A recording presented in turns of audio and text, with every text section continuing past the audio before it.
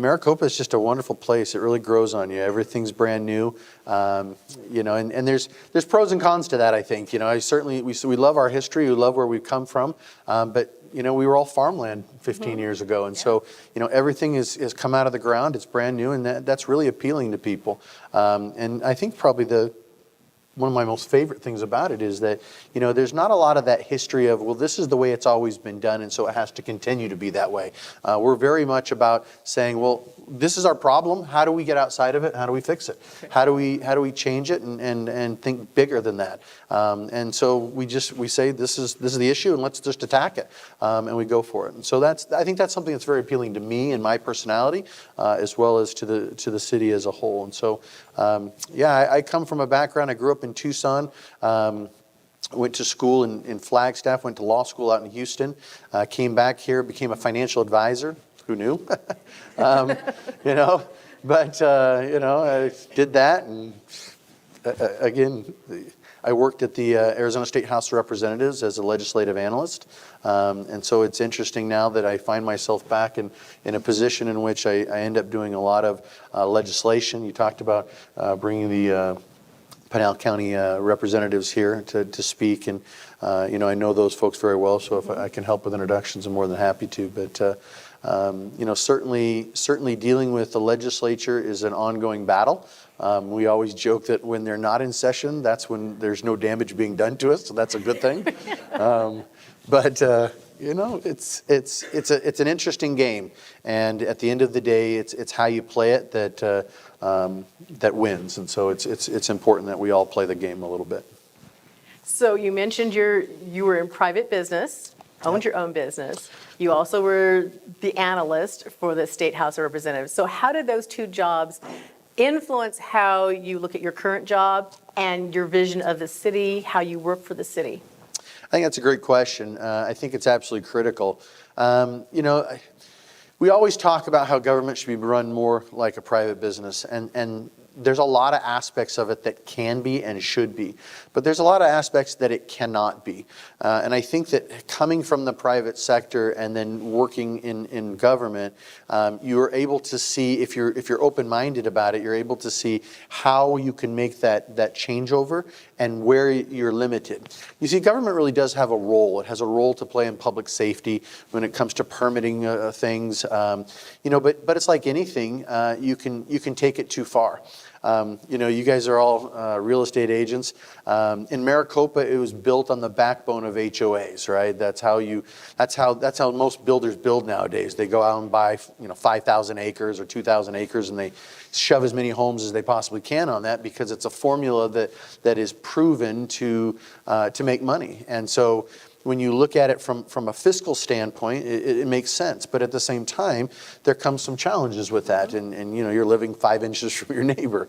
And so I think that understanding that government has a role to play where it has to balance out. I was an HOA president for 8 years, and I always am probably quoted for good or for bad saying I hate HOAs, but the reason is that I learned that if I was going to help people, I needed to learn the ins and outs of it, and I needed to know how the government of an HOA worked so that I could help people understand what they were getting themselves into, and B, once they were into it, how do they navigate it. And so I think that taking that and applying it to the government sector now as a mayor, having a financial background, having a legislative background, having a business background now adds all that to it, so I can see it from a government perspective of where it's supposed to operate from and when it goes too far. And I think that, again, as an HOA president, I saw that all the time. People come in and say, I want you to do this. And, it's some outrageous something or other. Kill all the mosquitoes. And I'm like, I'm not God. I can't kill all the mosquitoes. I don't have that authority or power. But at the same time, there are things we can do. And so, it's understanding where the limits are and then understanding what we can do and being able to have that discussion. I think the other side of that is also an education. Anytime you can talk with people and say, okay, look, here's where our parameters lie. Here's the legal ramifications. Here's where we, have to deal with personal responsibility. And here's how we have to maintain a fiscal responsibility. And, managing all of these parameters gives us that ability to define the box. And I always say, if you want to think outside the box, you have to define it first. So if you define that box and you know where it is, then you can think outside of it, and then you can say, okay, this is a bridge too far, or this is, maybe we can step up and do more here in this area. So I think having these backgrounds and these preparations, if you will, I think hopefully lead me to be a better official in my time as a mayor. Great. So let's take a big overview of Maricopa. Where do you see your city in 5 to 10 years? And then after that, where do you see your city in 50 years? Wow, that's a good question. So if I have my way about things, I'm a very pro-growth individual. I believe that the rising tide raises all ships. And so as such, I think that the city of Maricopa is just destined for growth. It has its challenges, like all cities do. And, it's kind of a cat got your tail, or catch-22, a dog running and chasing its own tail in a circle. That's the way government has to be sometimes, in the fact that as you grow, you have all these new challenges, so you work to solve those challenges. And as you do that, you grow and you have to work to solve those challenges. And it's just kind of an ever-responsive yet trying to be proactive mentality of how do you accomplish both things. So I see Maricopa, I recently, just to give you kind of a glimpse into what you're talking about, Maricopa in 2008 or 2009 had a Wall Street Journal article published about it. And it was titled Paradise Lost. And it's so interesting because a Wall Street Journal reporter came out, was talking to our previous mayor, who's now a County Board of Supervisors member here in Pinal County. And at that time, they were talking about all the things that they envisioned for the future. And at the same time that we were in the middle of the recession, one of the worst recessions we had ever seen. Especially to those of you in the real estate industry, you know exactly what I'm talking about, that it was a housing crisis. And for Maricopa, that's what we were built as. We were built as a suburb, right? Here was this little piece of land out beyond Gila River that could offer something great. We were in a drive till you qualify kind of mentality at the time, and it really provided something for folks that were looking to buy a house. And so when that's all you have, then when the recession that happens is all based on real estate, you're going to get disproportionately hurt. And it was really kind of a sad article. I was actually quoted in it because I was an HOA president at the time. And, it was a sad outlook. And yet, here it is to go back and look at that in 2018 to 2008 and say, oh my gosh, look at all these things that actually did happen despite the recession. Because people didn't give up. And because we didn't give up, we attacked those challenges and we kept working towards them. And look at all those things that we talked about wanting to have, we now have. So to answer your question, where do I see us in 5 years, in 10 years, and in 50 years? I see that we're going to continue to explode in our population. I think we're going to continue to attract a diverse economy. That's something we've been working really hard at. We don't want to just be a suburb. We want to be a city where you can live, work, and play. And I think that when you look at the quality of life of the city of Maricopa, what you have is a really high standard of quality of life. We have amenities coming in left and right. We have people seeing that there's an opportunity there that they had never seen before. In fact, I'll diverge for just a moment and tell you a little story. So one of the areas, if you've been to Maricopa lately, you've seen our Copper Sky Recreational Sports Complex. And I think it's beautiful. I think it's a gem of the city. It sits just about, 100 yards away from, across the street from Harazak Chin's Casino and Ultrastar Multitainment Complex, which is also a gem. And between their marketing efforts and ours, it's really just kind of standing up as the place to be and a place that you want to see. Well, when the council purchased that land, there was a lot of challenges to it. It was in the floodplain. You have to go through, in post-Katrina world, Hurricane Katrina, you have to do a lot of different things with FEMA to eliminate floodplains and other things. And so it was a real challenge.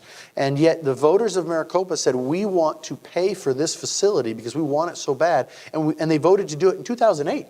Okay, and they said, we're going to pay a secondary property tax because we want this so bad. And we're going to do it in the height of the worst recession since the Great Depression. That says something. So furthermore, the council decided to set aside 18 acres of commercial frontage property right there along the 347 in that particular area for the eventual construction of what would be a viable commercial, facility that goes along with the park and the recreational sports complex. And yet it's taken several years for it to happen and to things to be primed. But once we got the overpass done and got it funded, suddenly that land became incredibly valuable. And suddenly people started coming out of the woodworks. And so the story I'm going to tell you is about the owner of Shea Properties, right? Shea Commercial, Shea Homes. And this gentleman has been in commercial real estate for some 35 years. And he owned the piece that is, if you know the area, you come up Maricopa Casa Grande Highway from here, you get to Walmart, right? And that big piece of property there next to Walmart was originally slated for a variety of things prior to the Great Recession. And he owned it. And it sat in the bottom of their portfolio, and as we used to go to them and talk with them and try and get them to encourage them to market it and sell it with us, right? They just wanted nothing to do with it. In fact, so we finally took a buyer to them and said, hey, this guy's interested in buying your property. Would you mind doing it? And they said, yeah, no problem. He washed his hands and said, I'm basically done with Maricopa. And, that's a kind of a sad state of affairs, right? Well, turns out that the company that we contracted with to do our development of what we call Copper Sky Commercial, called CPI. And CPI ended up tapping their networks and their resources and brought in a variety of different people, including investors from New York. And the investors from New York came out and were planning to be here for about 3 or 4 hours and fly home, okay? They came out, they saw the property, they saw the area, they were flabbergasted at what was going on there.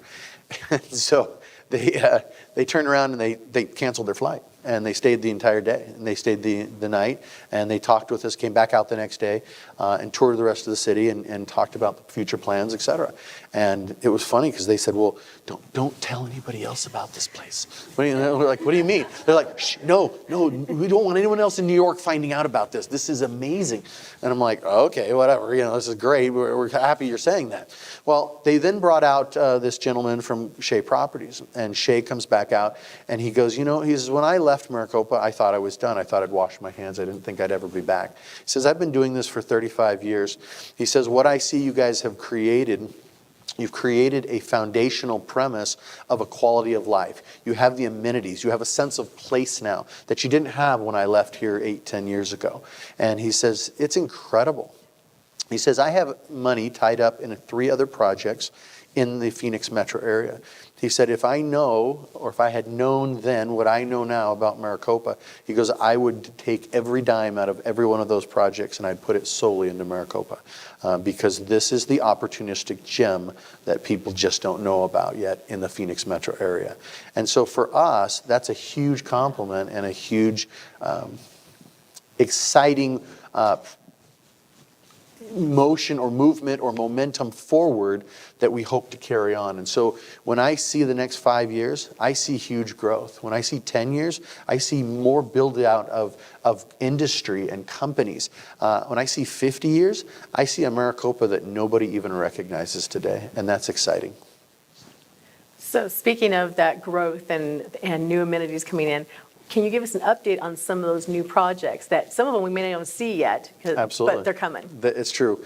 Yeah, it's hard to talk about economic development because there's so many things everybody wants to know, and you can only say so much sometimes. But the reality is that we're working on a business park. We're working on seeding that ourselves. We've tried several times with public-private partnerships, and the problem is that certain developers come in and they want something to be done now, right? They want everything to be, so example, if you're trying to build a flex space, right? If you all know what a flex space is, right? And they want 10-year commitments from a bunch of folks that, are used to working out of their garage. Yeah. Well, that doesn't really work. People don't make that, I went from my garage to a 10-year commitment into, 5,000 square foot of space. And so there's that stepping stone is really hard to fill because, developer wants this, but yet the people in Maricopa and the businesses have either had 347 frontage space or the garage. There hasn't been that intermediary step to go to. And so one of the things that we've learned as a government, especially in the city of Maricopa, is that while we don't believe that we should fill the role of the private sector, sometimes, and I had this explained to me by an economist who's very well known in the Phoenix metro area, Jim Rounds, if you know him, he said, and he sits on the board of the Goldwater Institute, and so they're very, all things hands-off government. But he explained this to them the other day, and I thought it was one of the best ways. He says, sometimes government plays a role of when you try and teach your kids to ride their bike, you have to be there right with them, and you hold that seat, and you get them going until they learn how to pedal, and when they get it, you let go, right? And that's the same premise of what we have to do in Maricopa, is if the private sector isn't going to do it, then sometimes we have to spur the private sector by creating the infrastructure around it so that when that moment is ready to let go of that seat and let the private sector run with it, it's ready. And I'll give you a few examples of that. First is Copper Sky. Okay, there was nothing south of the tracks except for Ak-Chen and Harrah's, but there was nothing south. And part of it was because most real estate agents and others said, "Oh, don't buy south of the tracks, right? Or don't, because you have to deal with the train." Well, the solution to that was the overpass, but nobody believed we could get it done, and so we worked on it and we made sure we got it done. And the second that sucker was funded, you would be surprised what has suddenly happened south of the tracks. It's no longer a north and south portion of the city, but it's one city because it's now connected. When you look at trying to get businesses off of the 347 and into other parts, I always equate the 347 to the Vegas Strip, right? Everybody wants to be on the Vegas Strip. Well, there's other things in Las Vegas other than the Strip, right? I mean, all you got to do is get off the main drag and you can see all kinds of great things. And it's the same premise, but how do you get those initial first ones to start? And so what happened is we built City Hall in the east section of town. And people are like, well, why would you build it out here in the middle of nowhere?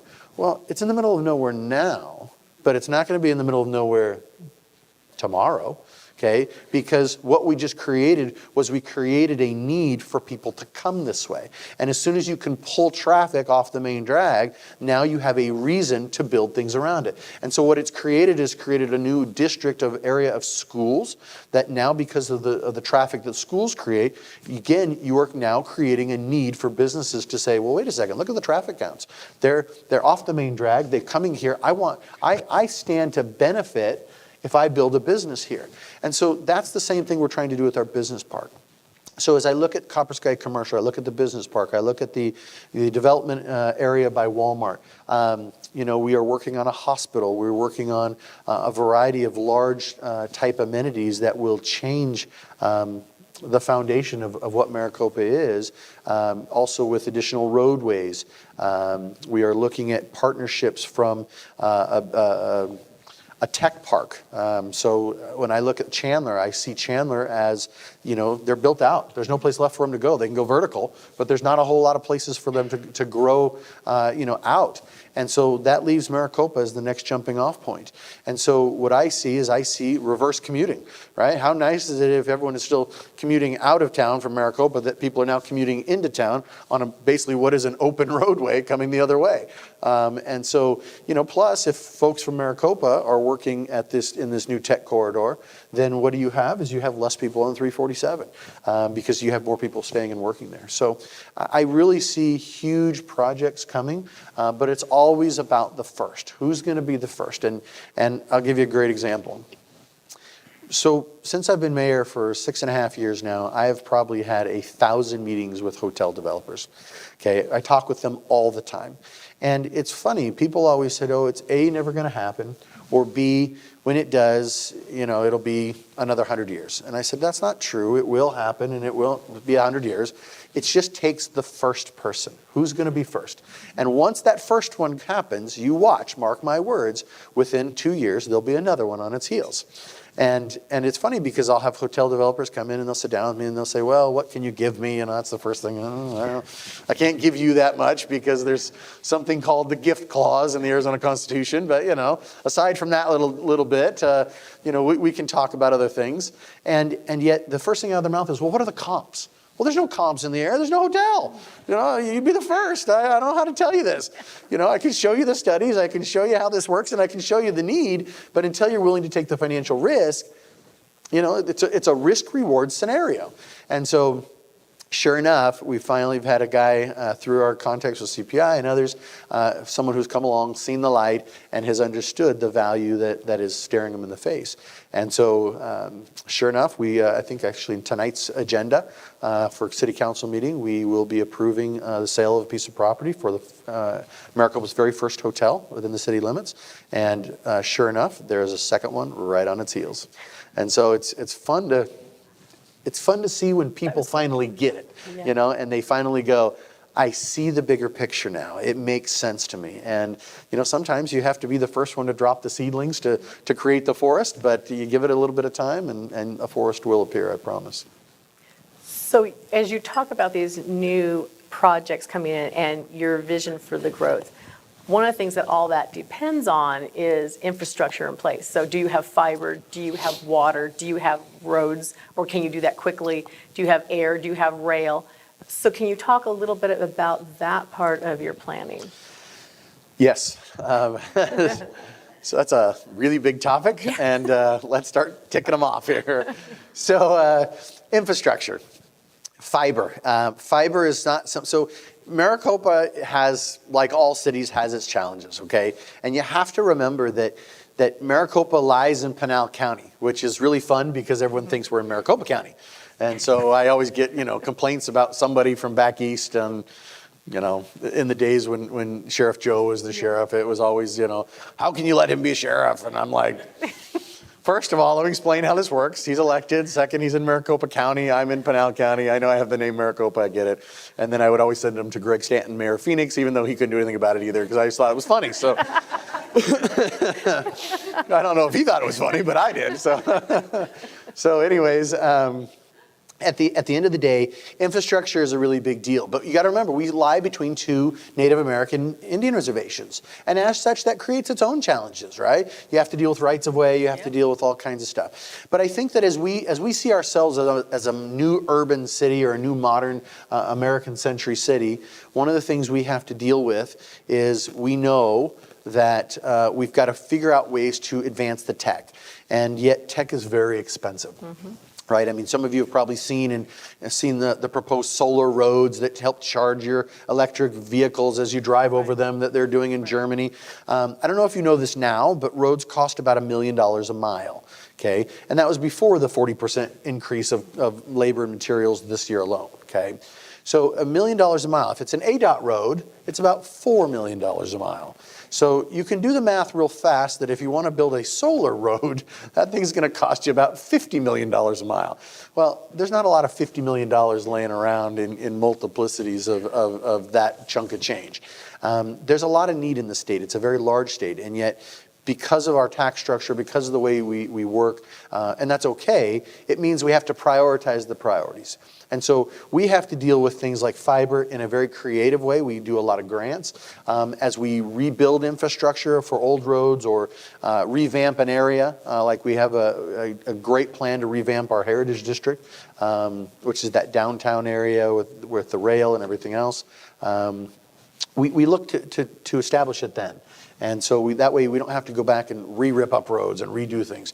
Also really focus on partnerships. So we like to partner with our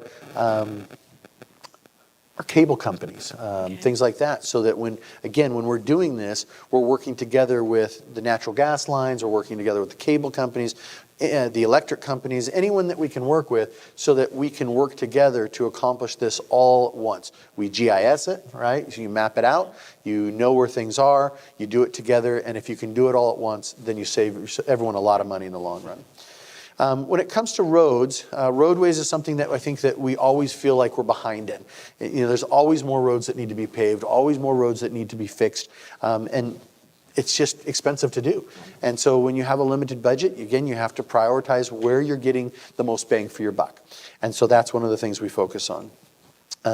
When you're looking at roadways in and out of the city, well, again, challenges being you have a Native American community. You don't get to just bulldoze a road where you want it to go. It doesn't work that way. It's a sovereign nation. You have to work with them. You have to find things that are important to them.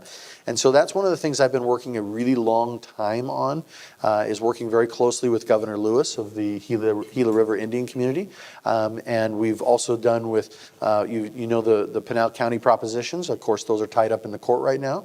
But if those will come through, then that will offer Maricopa almost $100 million to build alternative roadways. $30 million for the extension or widening or fixes of 347. Then you look at the Val Vista corridor, which we call the East-West corridor, right, which comes down Maricopa Casa Grande Highway, goes up Val Vista, hits Pinal, so it goes below Gila River, but north of Casa Grande, and therefore adds a high-speed alternative, which really also accentuates that corridor for businesses. I mean, I used to talk with Mayor, obviously Mayor McFarland here in Casa Grande, but Bob Jackson, the previous mayor, about how do we incorporate this into a true business corridor?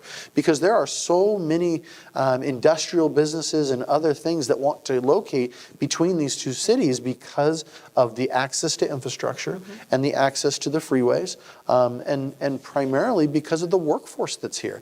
There is a highly educated workforce. And you guys as real estate agents, you see that. You know who's moving here. You know who's moving to Maricopa, and they all work in the Price Road corridor. They all work in that tech corridor. At one point, 3 years ago, 5 years ago now, we did a Meet Intel event with the city of Maricopa, and we probably had 450 individuals show up. That's just at Intel. But you look at the other businesses in that Price Road corridor, they're in Chandler, and you got who? ASML, you have PayPal, Amazon, you know, other entrepreneurial type stuff. And so, you know, with that, you're really creating a need for those businesses. If they locate into this area, they will be funded with the workforce that's needed.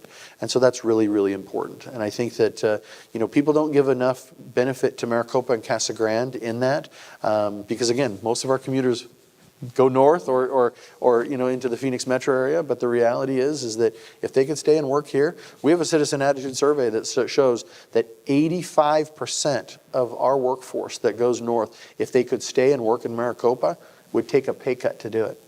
That says a lot for a highly educated workforce. So I just think that those are the numbers that when you're able to get a company to understand that, that's a big deal, and it shows a big population explosion, especially from a workforce perspective and a business perspective, as soon as someone understands that and is willing to take the financial risk to do it. Other things, let's see, water is another one. Water is a tricky subject in the state. If anyone who's moved from back east or other places, water probably never crossed your mind, but in a desert, it's a big deal. And you've all heard the phrase that, you know, whiskey's for drinking and water's for fighting. That is so true in Arizona. And, you know, you've probably recently read about the drought contingency plan, things like that. Our water has been the most important resource in this state since before we were a state. I don't know if you know this, but the reason that we have Maricopa and Casa Grande and Phoenix proper is because of the CAP. That canal that runs across the surface water, because our options are twofold. We can either gather water as it melts from the snow and fills up the lakes and the reservoirs, or we can pump it from the ground. And pumping it from the ground, well, we have huge aquifers. They only last so long with an ever-increasing population. And it takes hundreds of years for it to percolate back down and refill. So if you're pumping it out faster than it's going down, then you got a problem. And so why the CAP was created is because before we were a state, this water, the territory knew, we got to have this. And I don't know if you know this, but it took 50 years, that's 50 years of this state working to get Congress to pass the Water Protection Acts and the CAP Groundwater Protection Act. That is one of the things that we rely on here in the state for our survival. And so we started working on this around 1900. We weren't incorporated as a state until 1914. Okay, 1912, I apologize, the 14th of February, 1912. And, as such, it's a really big deal. And yet it still didn't get signed until the mid-'60s. And so, water for us is a really big deal. And as Lake Mead continues to drop, everybody's going to take a little bit of a hit. Pinal County's going to take a hit. We are a member of a 7-state compact, which means that we all have this agreement on who gets what percentage of water of the Colorado River. And, I don't know if you know this, but that river used to flow down into Mexico. Now when it gets to a portion of Mexico, it's completely dry. There's not a single drop that comes through. Every single drop is accounted for. And as Lake Mead continues to get lower and lower and lower, closer to the pipe, once it goes below that pipe, we have a big problem. Okay, and so the idea is once it reaches a certain point where there's a differential between the height of the pipe and the height of Lake Mead, then they put everybody on a drought contingency plan. And that says, look, we all have to conserve or we're all going to die. Okay, and that's not what anybody wants. I know it's a bit drastic. You get the idea, Anyways, it's a do or die point. And so the idea is that everybody's going to take a percentage. Now, Arizona, even though it was our genius idea to come up with this whole plan in the first place, we had a lot less votes in Congress when it was passed, and we still do. We're very much subservient to California in votes in Congress. And so as such, we are one of the lowest folks on the totem pole, so to speak, okay, in the drought contingency plan. So when you take Arizona and say, okay, Arizona's going to take this hit, there's a system of people that all take a hit along the way in Arizona. And Pinal County is one of the lowest on that totem pole. And so it's one of those things we have to be very careful of. I also think it's really important that we control our messaging.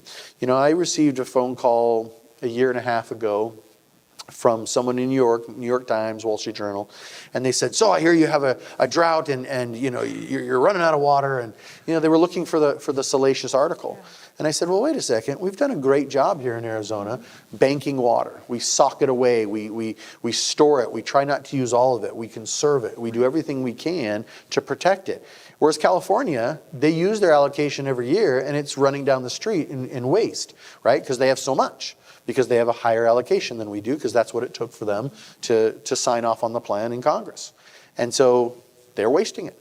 And then they find themselves in some difficult times, and they realize, we're in trouble too. And Lake Mead feeds us as well, so we got a problem. And so at the end of the day, one of the things that's really important to understand is I think that we need to control our message about we don't want the folks back east, and we don't want the nation to think that because we're in a drought that we are something that should be crumpled up and thrown away. But rather, we are still an amazing place for quality of life, for the ability to live. And because of the way that this state has managed water for the last 30 years, since the 1980 Groundwater Management Act in the state of Arizona, we have the ability to weather these storms, to weather these droughts, and to deal with it. And so when I look at the city of Maricopa, one of the things that I think is one of its biggest selling points is that we have roughly 20,000 homes and businesses. And of that, we have an allocation through our private water company. We have an allocation of 26,000 acre feet of water per year. And we actually use only about 7,500 acre feet of water with those 20,000 homes and businesses. So what that says to me is it says Maricopa is primed and ready to go into this next 10 years, this next decade, even despite the drought contingency plan, in a position of strength from a relocation of businesses, from a relocation of tech, and a relocation of homes to the area, because we still have so much that we can utilize. Now, I'm not saying that we would ever use that, foolishly, but it also is something that's really interesting that, while a lot of people complain about our particular water company, I will give them major props in this area. And that is that, did you know that we are probably the only city in the entire state that has probably one of the most green effects when it comes to water? And what I mean by that is every home, with the exception of the oldest homes in the area, right, which is probably 40 or 50 out of that 20,000, but every home and business in Maricopa has a purple pipe attached to it, which means that every time you flush the toilet, every time you take a shower, every time you use the dishwasher, it goes into the purple pipe, it gets sent to a recycling facility. That recycling facility now uses that to water the lawns. It goes into, down into the washes, which helps percolate back into the groundwater. They do recharges, which are, you legally clean it, and it goes back through the system, and then it starts to percolate back into the ground through recharge wells. And so, therefore, your water allotment goes further because you are getting a half an acre gallon back for every gallon of effluent you utilize. Wow. And so what that means then is it means that your water can go and extend so much further. And so again, while some folks dislike the water company, I have to give them props again to say it puts Maricopa in a position of strength into the coming decades because they are already thinking in ways that other water companies in other cities across this entire state will suddenly have to find themselves in a position where they have to make really hard decisions. Whereas they might have really low water bills now, but those water bills will be astronomical in the future because they will have to go back and start ripping stuff up in order to make sure that they have more reclaimed water, more potential and ability to have recyclables, et cetera. And so when you have to rebuild all that infrastructure, it's very, very expensive. Whereas we are trying to think ahead of the curve and say, how do we deal with what we know is coming and do it now? So yes, we all pay a little bit more now, but that minimalization of what you pay spread out over the long term will end up being a lot less than what the rest of the state has to pay because they have to go back and re-add it after the fact because they're going to have to build it in. They're going to be put between a rock and a hard place. And so many of these cities and these city councils that run their own water facilities are going to be put in a really ugly position. City of Phoenix right now, for example. If you haven't been following that, they have a position where they're having to say, we need to raise these rates. And they're raising them a lot. And people are like, oh, you can't do this to us. And they're saying, wait a second. The feds have said this is what we have to do. The feds have said this is what we have to clean it to. Yep. We have these water restrictions coming down the pipe. And if we don't do it now, we're not going to, A, have enough water, B, have the ability to deliver this water to you, and then we're going to have a bigger problem. But see, that's the problem in the political realm is that people come and are angry at the politicos for making these decisions that they're trying to protect your kids and your grandkids into the future, okay, 50 to 100 years. But if they don't make those decisions now, then we're in a lot of trouble. And I just think that at the end of the day, Maricopa is trying to position itself to where it doesn't find itself in those problems. Again, it's part of being a pioneer, but it's also part of being a visionary. It's looking to the future and saying, these problems are coming. How do we solve them? Right. So if you're not familiar with the drought contingency plan, you can go to wemargad.org, and it's up there along with a link to the drought map. You can also listen to a podcast. We have podcasts as well. And I interviewed Representative Dunn about January 15th, 16th, somewhere in there. And he was speaking to the fact that after the drought contingency plan, the thing that was going to happen is that cities, in the end, the cities are going to have to come to grips with what they need to do. And what you were talking about with the effluent being reprocessed, that's one of the things that Representative Dunn was talking about. Cities are going to have to take a hard look at. So you're way ahead of that curve. Yep. And Representative Dunn would probably like to know more about it. In the meantime, let's take about a 5-minute break. Okay, so let's move on to you are a part of several different organizations. I'm going to read this list off because it's quite amazing. You are in Maricopa County and all of Arizona. You are part of the Arizona League of Cities and Towns, the I-11 Coalition. You are GPEC Ambassador, Pinal County Government Alliance, MAG, which is the Maricopa Association of Governments, Maricopa Economic Development Association, Maricopa Chamber of Commerce, and the Lower Santa Cruz River Alliance.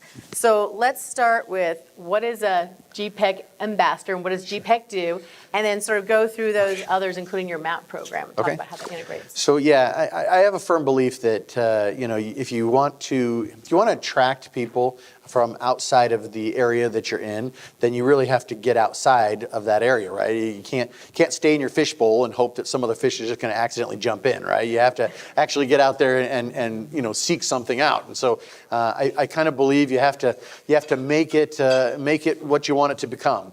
And so I'm a big believer, again, coming from the private sector, and you guys are, I'm speaking to the choir here, that it's all about networking, right? You have to get out there and you have to make things happen for you. And that's the way you do it in business, and it's the same way you build a city. You have to want to make things happen. And so I believe that we have to raise Maricopa's profile to be a player, so to speak, right? I mean, we don't have that luxury, even though we share the name of Maricopa County. We don't have the luxury of saying, my name is Gilbert, or my name is the city of Phoenix, right? Or Scottsdale. And so as such, we have to do a bigger, better job of getting out there and raising our profile. So I believe that one of the ways you do that is you participate in everything. That can be really hard at times, especially when there's only one of you and you're supposed to be everywhere. But you really have to do everything you can to know the players, to know what's going on, and to be able to have a say and a piece of the table, so to speak, right? A seat at the table. So GPEC is the Greater Phoenix Economic Council, and we have 2 cities that are outside of the Phoenix metro area that are allowed inside there, and that is us and Casa Grande. And we did this way back when GPEC was still fairly young, yet Maricopa was born 15 years ago, and our first economic development director was the original founder of GPEC. And that person still works with us at MEDA, which is called the Maricopa Economic Development Alliance, which is kind of a mini GPEC that we run with inside the city. And so again, we're always trying to do things that are very forward-thinking as a young city that move us forward, both economically as well as just keep us as a player and have a seat at the table. GPEC has an ambassadors program, and as such, I am the chair of that ambassadors program. And so my job is to help with site selection and also bring in the private sector into GPEC to help them have a role in attracting new businesses to the area. Because at the end of the day, you guys all know people I don't know. And I know people you don't know. And it's the same principle when you take that on a much bigger scale. And so if you take the Phoenix metro area with folks like, I don't know, the owner of the Suns or the owner of the Diamondbacks, and you bring them to the table, and you bring the educational components to the table, like, sorry, I just forgot his name, ASU president. Michael Crow. Michael Crow and others. Once you start bringing all these folks to the table, now you have a great place from which to build policy from and to sell this area to other businesses around the country that are looking to relocate and to move their headquarters here. And so those are some of the things that we work on doing that. From a legislative side, I participate in the Arizona League of Cities and Towns, and I happen to be the president of the Arizona League of Cities and Towns right now. That's something pretty amazing for us as a city because, again, we had never been on the executive committee, and so I was able to work us onto the executive committee and then into an officer position and then ultimately take the presidency, which I think helps raise Maricopa's profile when you are representing all 91 cities and towns at the state legislature, and then also meeting with the governor and the Speaker of the House and the President of the Senate and spending a lot of time down there to help influence state legislation so that it doesn't hurt your cities and towns.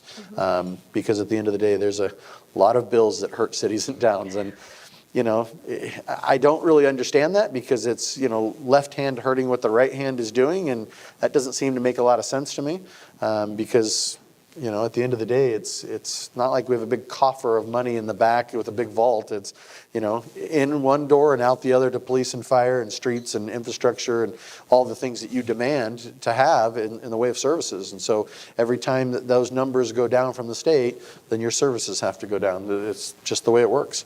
So, yeah. Great.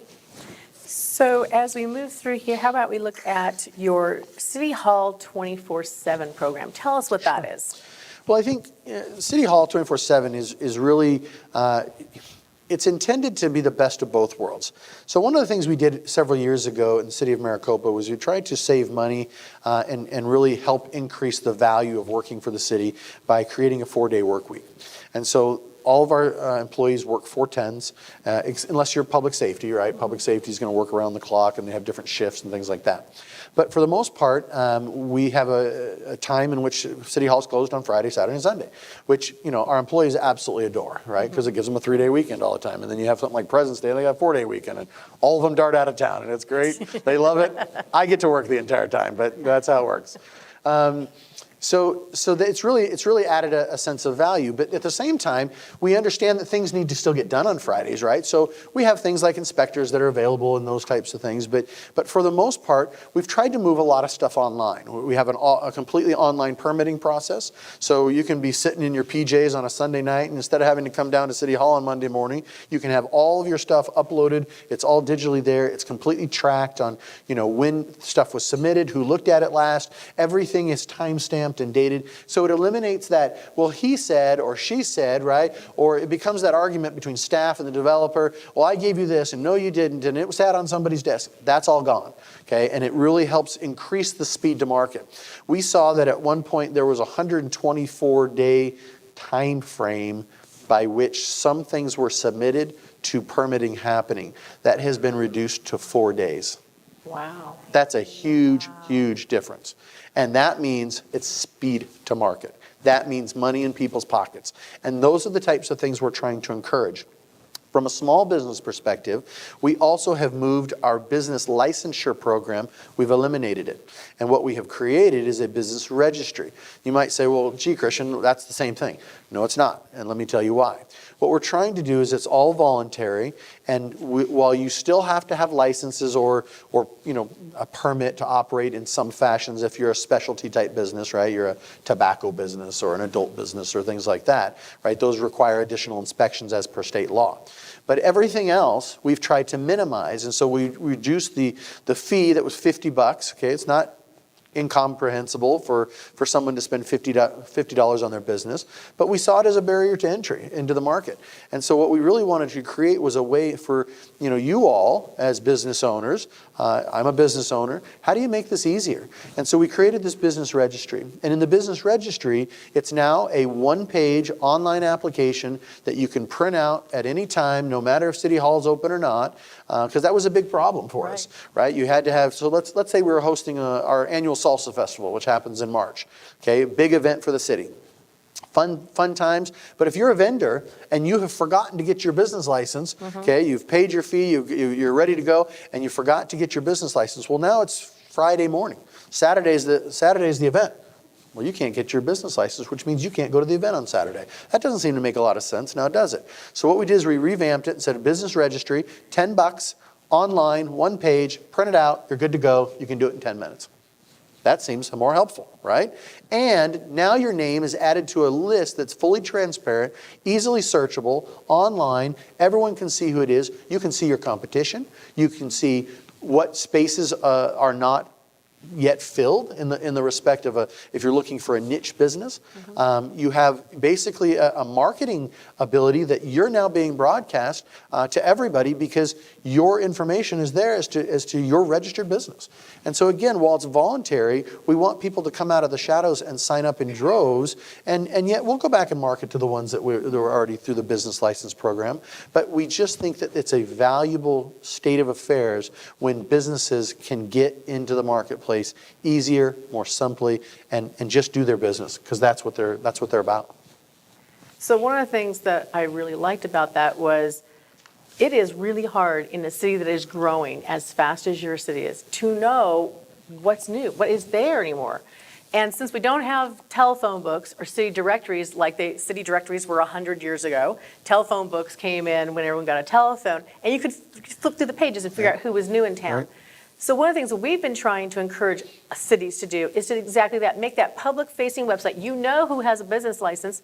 Let us see it so we can go through there, find a company, and search it. And I love the fact that I can search it by the type of company. I can search it by the name. It's really easy. So when you have people that you're bringing into Maricopa to look around, this is something that other cities don't have, and now I have a model. I can go back to there and say, see, they're doing it already. It is so great for clients and for people who live here already to be able to find out what's going on. So I really appreciate that. I think it's a great thing to have. My pleasure. Thank you. So you have because of all the fees and the revamps that you've been doing, you are getting that business coming in. So somehow you're getting the word out. Right. How are you getting that word out? So one of the things we decided to do several years ago was that, when I ran for mayor in 2012, 2011, you start the campaign and you start looking at all the pros and cons. I went and sat down with a gal that I thought should be my campaign manager. And I said, I'm interested in doing this. Would you be interested in helping me run my campaign? And she says, well, why do I want to help you run a campaign for mayor when everyone I know wants to leave Maricopa? Oh, that is the worst philosophy ever, right? Okay, yes, people want to leave. It's the recession, I get it. But how do we change that perspective, right? Well, I ended up winning. And in that process, started to try and change the culture inside City Hall, because I figure you need to start there. If you can change the culture there into something positive, then it can emanate out from there, right? Because that's what you have to do. You have to set a model or a standard by which everyone else subscribes to it and tries to uphold. And so as such, as I got involved with GPEC and in the ambassadors program, I realized, why aren't we doing this here? Why aren't we modeling and taking the wheel that's already been invented? Why aren't we doing the same thing? And so what we created here, and I launched in 2013, I think, 2012, 2013, we launched what was called the Maricopa Advocate Program, or the MAP program. And the idea behind the MAP program is to create an army of volunteers that are out there spreading the good word or the message about the city of Maricopa and what we're working on. We're not perfect. We have our faults and our problems and our challenges, but one of the things we do have is we got a lot going for us. And again, I told you at the beginning of this presentation is that we don't subscribe to the theory of that's the way it's always been done, we have to do it that way. No, that's the way it's always been done. Let's throw that out and start over again, right? We believe in trying to figure out the best way to do it.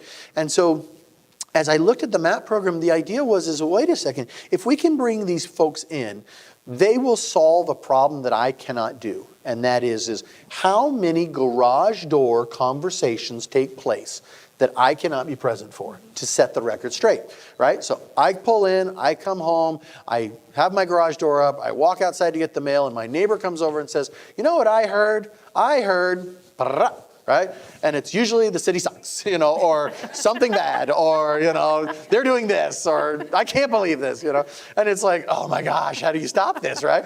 Well, I figured, what if we brought those folks in, from a volunteer program, and we taught them specifically straight from economic development, because there's a lot of interest in Maricopa about economic development. What's coming next? What's going on? I don't know if you know this, but if you are a surveyor in Maricopa, watch out, because your job is going to take 4 times as long as you think, right? And it's funny because we've had folks standing on the side of the road surveying for a given project, and suddenly their boss is calling them saying, I can't believe you've wasted all this time. They're like, boss, I have been at this job site for 4 hours. And they're like, well, it should only take 30 minutes. I know, but people keep pulling over and asking me what I'm doing for what's coming here. And so I can't get my job done.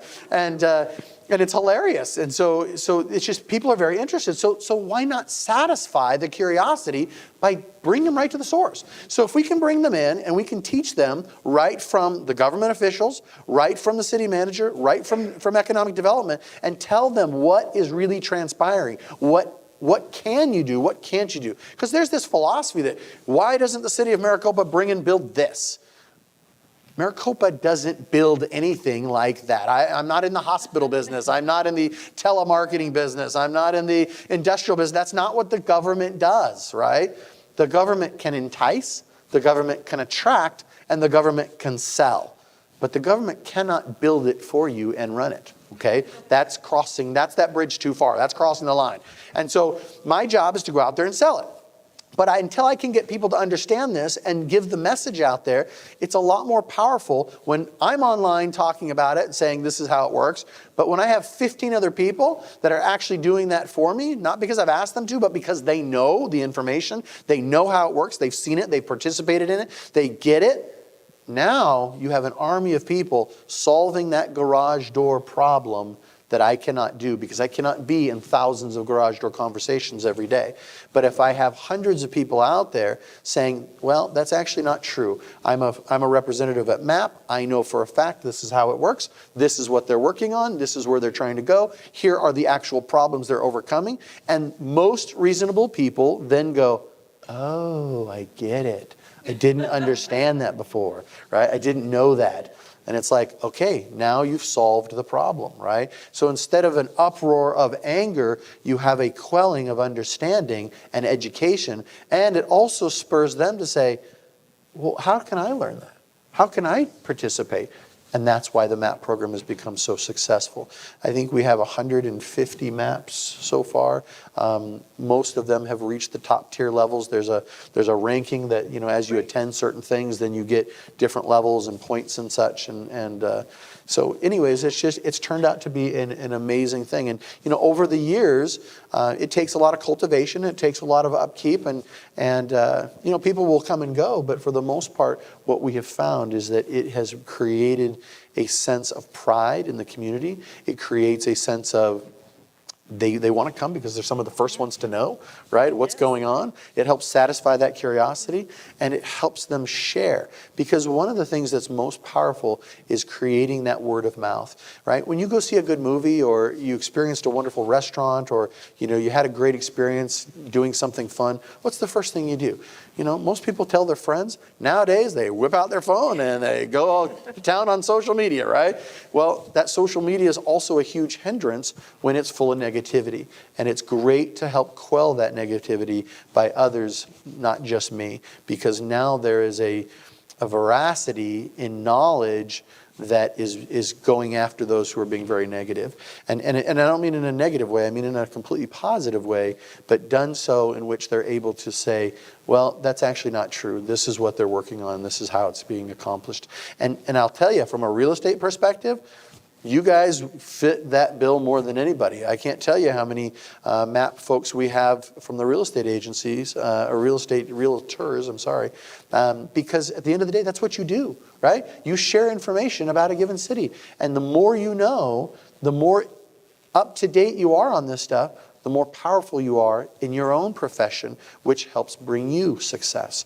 And I think that that's one of the things that moves Maricopa forward fastest, is when we have a positive word of mouth, when we have people out there talking, not just because I'm telling you to talk positively about it, but because you actually learned it for yourself, right? The information was presented, you were there present, you can make your own decisions, but at least you know. And now once you know, you can convey that message. And that's what people that are your clients want to know. They want to know about the schools. They want to know about the upcomings. They want to know that their house is going to be of value in the future, right? And that's one, I think, the biggest things is that I can't wait to see people that fled during the recession and said, oh, I couldn't wait to get out of there, and now see that their house is worth 1,000 times more than they paid for it then because they decided to stick it out. Those are the ones that I look forward to say, see? This is what it means, because this is an opportunistic play. And this opportunity is going to keep compounding upon itself. And what do you know about supply and demand? Supply and demand says that the more that it keeps wanting to be, demanded, and the supply is less than what is the demand is there, then the value goes up. And that's what we're looking to create. Right. So you mentioned as part of that description that there were things, events that these members go to. Are they private to just those people, like information sessions or work groups, or is it going to like a city council or P&Z meeting?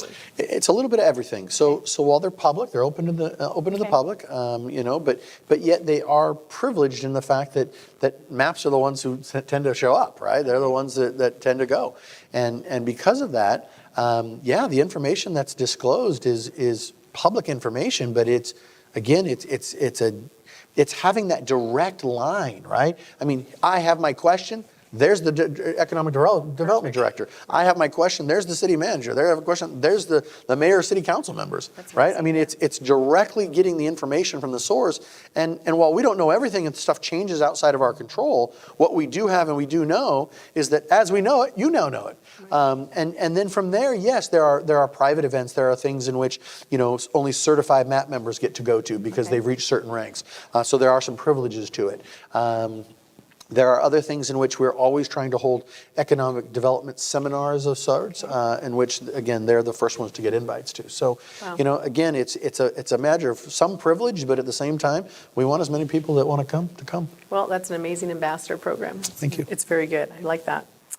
So let's switch conversations over to you are part of the I-11 Coalition. Yes. So let's talk about those roadways and transport corridors, and particularly I-11, what does that mean to you as a city and to you as a region in Pinal, Maricopa? Because right there on that Pinal, Maricopa. You got it. I-11 to me means everything. Have you ever looked at Chandler and wondered why it grew to be the way it grew? It's because it has I-10, the 60, the 101, right? Now the South 202. Do you think that infrastructure helped grow their economic base at all? Of course. In fact, I'm a huge advocate of transportation. And it's funny because when I came to office, I always thought we had a vice mayor who was big into transportation. I'm like, oh, good, you take that. That's the boring stuff, you know. I don't want to deal with transportation. And then I got into it and I realized, oh my gosh, amazing transportation is the missing link to incredible economic development. If you want to see growth, if you want to see, all things, that rising tide raises all ship, if you want to see that happen, you have to have phenomenal transportation corridors. You have to. And so when you talk about I-11 for City of Maricopa, while it is not slated, the defined roadway is not slated yet. It's in the Tier 1 EIS, which is called the Environmental Impact Study right now. And then it has to move to a Tier 2 EIS. But as it narrows down and it defines this, as it's slated, if it follows a previous study done by MAG called the Hacienda Freeway Study, if it is defined and goes through that corridor, it will come right through Maricopa's planning area. That will change Maricopa's outlook forever, okay? Because you will now have a high-speed corridor, much like the I-10, coming right through. And this connects to Mexico, right? So if this connects to Mexico and then goes on up, I was at an ADOT meeting the other day, and the Port Authority there at the Port of Mariposa, they had their general president there, and he said right now there are somewhere in the neighborhood of $10 to $12 billion that come up through that Port of Mariposa, up the I-10 and on up into the western United States. All of it comes through Arizona because that's the key, right? Imagine that you had a high-speed corridor, a freeway like the I-11, that didn't have to go through downtown Phoenix. Now, it can still go to Phoenix if it wants to. It comes off the 10. But if it has this additional ability, we anticipate that because of that particular freeway, that more of Mexico's traffic would shift from Texas back to Arizona, and we anticipate that it would be somewhere in the neighborhood of $50 to $60 billion worth of trade coming through here. Now, I don't know about you, but what do you think $50 to $60 billion in additional trade coming up that roadway would do for the state of Arizona? Mm-hmm. It will explode the economy, okay, explode it. So imagine the workforce that comes here. Imagine, the other jobs, the ancillary businesses, the homes, all the other things that come along with it. It means everything to the city of Maricopa, and frankly, I think it means everything to the state of Arizona. It's a big deal. And so if we want to see great economic development come, we have to focus on roadways. And I believe that the politicians of the state do not value that as much as they should, because it's not sexy. It's not in the top priority, because people don't understand it. It's why I spend so much time explaining it to people, because I believe that the more transportation abilities you have, the better you're able to move your goods and services and move your people. Let me give you a little example. I was at a MAG meeting. There was a MAG EDC, which is called Economic Development Committee. And I was sitting there next to the former mayor of Gilbert named John Lewis. And John Lewis was sitting there at a grand opening of a 600,000 square foot office building complex. And they're getting ready to cut the ribbon. And the owner is sitting right next to him on a little podium just like this. And the owner reaches over and nudges the mayor and says, "Psst, Mayor." And he says, "What?" He says, "You see that right there?" And he points to the building he just built, right? And he says, "Yeah." He says, "You know why that's here?" And he says, "Well, yeah, because you're going to create all these jobs and you have all these businesses that are going to move in and it's great for business." And he goes, "Well, yeah, that's true." He goes, "But that's not why." He says, "Well, why is it here?" And he pointed across the street to where the South 202 was running through. He says, "That's here because that's there. Period. End of story." That's what it does. It spurs economic development in droves that you cannot do any other way, because people want to be able to move their goods and services, and they want to be able to commute to their job in a timely fashion, right? And if they have to spend a lot of time doing it, they don't want to. They'll move, right? And so these are the things that people don't understand. I believe that the more we're able to put into good transportation or great transportation in the state, the more we will see the entire economy raise. And so when you talk about things like a rail corridor, rail spurs, that's something that we as the city are working on. We're trying to work collectively with the Ak-Chin in trying to find a way that together we can work with Union Pacific to generate a business park or a tech corridor park that deals with rail spurs and all the industry that come from that. But again, working with the railroad is not easy, but partnerships are the key. That anytime you can establish a partnership to make things go faster or more successful, just add ammunition, to the big guns, so to speak. That helps you drive your cause. But I think that the I-11 is something that this state has to get behind, and I know we're entering a modern era. And I know that, in my State of the City speech this past year, I talked about the modern technologies that are around us. Between Lucid here in Casa Grande, you have Nikola Motors in Coolidge, you have Waymo in Chandler. Okay, the reality is autonomous vehicles are going to change a lot of things, but they're also going to create a lot of jobs. And yet, at the same time, Volvo has a prototype flying car that just went on sale in September. So the era upon us is changing quickly, but yet transportation in general will always be needed. And how we get there and how we move those goods and services are going to define how we grow as a state. So along with that, and if you are not familiar with the I-11 corridor, you can go to wemargad.org. ADOT was just at Wemar's Government Affairs meeting in January. We had a half-hour update. Part of that update was the I-11 corridor, along with the Highway 30 and 202 and several others.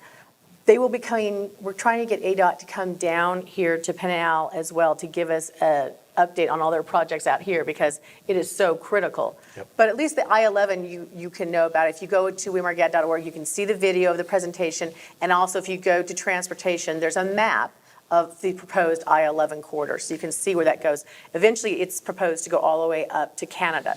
So think about what that means if you're going from Mexico to Canada. Think what it means about Pacific Rim coming in from California. I mean, it just puts us in an amazing position to become this real economic hub for the entire country. And it's interesting you say that because the way I-11 was created was that when they started to look at the maps, it was really interesting because do you know that the only two major metropolitan areas, Las Vegas and Phoenix, are the only ones in the entire western United States that are not connected directly by a freeway? They're the only ones. Everything else has some major freeway attaching to it. And yet you have two major destination hubs, and they're not connected. You had to take that little road, you'd go up there, you go down over the dam. It'd take you 50 million hours because it's closed, I mean, this is ridiculous. I mean, this is then a huge ability for us to be drawing back and forth this economy, and yet we've capped it because we had no ability to move those goods and services, right? At least a limited version. And so this is what I'm talking about. Congress recognized it, and that's why they designated it. But it comes down to now funding. Where do you fund this? This stuff is not cheap. It is so expensive. But yet you have to look at the outward value. I don't think anybody in this country would doubt that this country is built because of the freeway system that came out of the 1950s, right? The 1950s and 60s. Congress realized, oh crud, we got to be able to move our missiles around the entire United States, right? Okay, well, look at the system they built. Here we had this massive infrastructure program. People got to work, coming back from the war, and now you have the ability to expand because you have a rising middle class. Everyone now has cars. They're moving to and from, and they're able to say, I don't need to stay in Brooklyn anymore. Maybe I wanted to move to Montana. Jump on the 66, right, and come over and go up. However they want to do it, but the point is they could move around in a way they never could before. And while again, air movement is wonderful, we have great deals on Southwest all the time to get to Las Vegas. But imagine what happens when you make it faster, okay? And that's the reality of it. Right. So we have a few more minutes. Let me ask you real quick you talked about you alluded to healthcare and hospitals. What other types of healthcare infrastructure do you have, and are you trying to bring in to complement what you have? Absolutely. In fact, that's something that is, You have to remember that hospitals are not an easy play anymore, okay? Not that they ever were, but you used to have government subsidies that focused on rural hospitals, okay? And so I have people all the time, oh, we have 50,000 people here in Maricopa. We have 52 now, okay, 52,000. And I came from some small town back east and we had 2 hospitals. Yes, but those were built when you had massive government subsidies sponsoring the rural side of things. Now health has become a political issue, right? Remember the Obamacare fight that just happened a little bit ago, right? You know, for good or for bad, the reality is a hospital doesn't want to expand when they know their bottom line might be on the chopping block because politics is about to take it over, okay? And so they're very hesitant to expand. You also are dealing in a post-recessionary world. And so post-recession, people are more apt to conserve those dollars than they are to sway it. Had a presentation by Banner Healthcare the other day that talked about they have a 4% profit margin. Now, their 4% is billions of dollars, but think about it. If they have a 2% swing, they're now making half of that. If they have a 4% swing, they're at 0. Now, how long can a company go making 0 profits before they file for bankruptcy? Okay, and if this is one of the major players, Banner, Dignity, Honor Health, you know, all the other ones back east, it's shrinking as a market, right? I mean, Casa Grande's hospital was recently acquired by Banner. Okay, Tucson Medical Center was recently acquired by Banner. Okay, the smaller hospitals are being gobbled up in the need to survive because of the rising costs and expenses of all the equipment, all the doctors, all the labor, all the stuff, okay, all of the federal, all the lawsuits, all the tort reform, you know, those types of things. All of that is making it more expensive to have a hospital. So when they place a hospital, they're going to put, even in a 20-bed hospital, you're looking at a $150 million investment. I'm sorry, but places are not going to drop $150 million lightly, okay? And that's just to start. That's not even including the costs you're going to pay for all your doctors and then hope that you're going to recoup that based on the people using it, right? So we have been working very diligently with all of those different providers to get them to understand the value that Maricopa is in its surrounding area. And yet at the same time, we're also trying to get them to think bigger. Because we don't want just a hospital, we want a hospital campus. We want them to understand the value. If they were to buy, so for example, there's a given company in Maricopa that owns a piece of property right near the entrance to the city, okay? Yet that land is so valuable. If they were to sell that and buy a different piece of land, they could buy a piece that was 3 times as large, have room for expansion, place the hospital there, and sell off the surrounding areas to all the ancillary businesses that love to congregate around a hospital. That would not only help self-fund the site, it would more than pay off for stuff and therefore make their profitability increase that much faster because they're not having to wait to pay off their initial investment. They're paying it off based on what they're selling from around them. Does that make sense? And so they're also now positioned for expansion as the city continues to grow. And so these are the things that we're trying to convey to the private sector so that while it's their job to do their due diligence and make their decisions, we're trying to help encourage them from an economic perspective to say, let us help show you the future so that you don't have to spend twice as much money by doing something, building it too small, find out that it's overutilized, and now you got to start all over again and do something different or sell that. I mean, I don't know how you sell a hospital and then start a new one. I don't know how you repurpose it, you know, make it a big giant bowling alley or something. I don't know. But I mean, it doesn't work. And so if you can get them to think larger, but actually smarter, then we think that that's of value. And what we also are seeing in Maricopa is that, you know, we're starting to see the congregation of health-related industries. You're starting to see med spas. You're starting to see cardiologists, foot doctors, podiatrists, all these other folks coming out here because now they're starting to have locations to either locate or they're building. But if we can create that medical campus, then it really solves a lot of problems all at once. So that's what we're working towards, but ultimately it's up to the private sector to pull that trigger. Sounds great. Your financial advisor side is coming out. Can't help it. So before we end this, I wanted to give you an opportunity to let realtors know when they have clients, commercial or residential, who are looking to locate into Maricopa or to expand, where would you like them on, particularly on your website, because there's a lot of information on your website, where would you like them to direct their clients so they get the most information the quickest? You know, that's a good question.